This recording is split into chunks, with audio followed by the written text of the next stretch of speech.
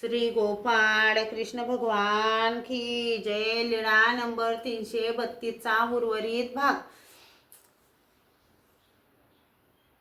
बाई येथे बैठक घाला। तेव्हा बाईसा म्हणाली, एवढ्यातच कसे थांबायचे? आजकाल लहान दिवस, येथे ब्राह्मणाचे एकच घर, पुढे चालत राहण्याचे योग्य। सर्वज्ञांनी म्हटलं, बाई पक्षी उडत येतात तसे आमचे भक्त येत आहेत, त्यांच्यासाठी येथे थांबावेच लागेल, पुढे जाता येणार नाही। मग बाईसाने बैठक घातली। सर्वज्ञ बैठकीवर बसले। तेथे एक जोगी व जोगिनी होती। त्यांनी सर्वज्ञांना बघितले। ते म्हणाले, रस्त्याने चालताना जोगी सर्वज्ञांविषयी जोगिनीला म्हणू लागला, पाहिलेस का देवी, पृथ्वी पर्यटन केले, पुष्कळ पुरुष पाहिलेत, परंतु असे सुंदर पुरुष नाही बघितले। तिने म्हटले, साक्षात गोरक्षच असेल हो?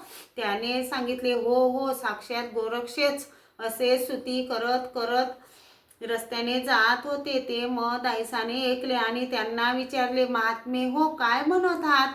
त्याने म्हटले, आई,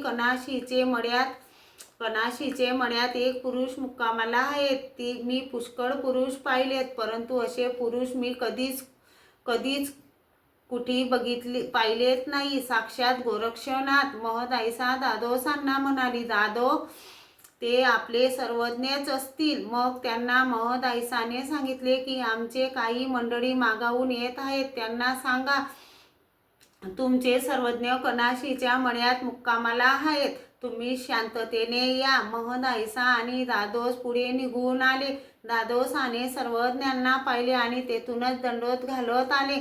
सर्वज्ञांनी दादोसाला श्रीमालिंगन दिले। दादोसाने दंडोते घातले व श्रीचरणा लागले। सर्वज्ञांची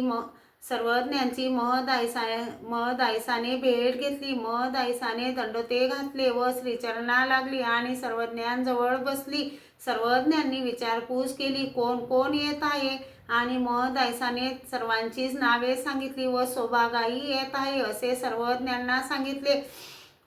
सर्वज्ञ म्हणाले, असं, सौभागाई येत आहे? मग सर्वज्ञांनी माकडाला सांगितले, तू जा आणि सौभागाला पाठीवर बसवून घेऊन ये।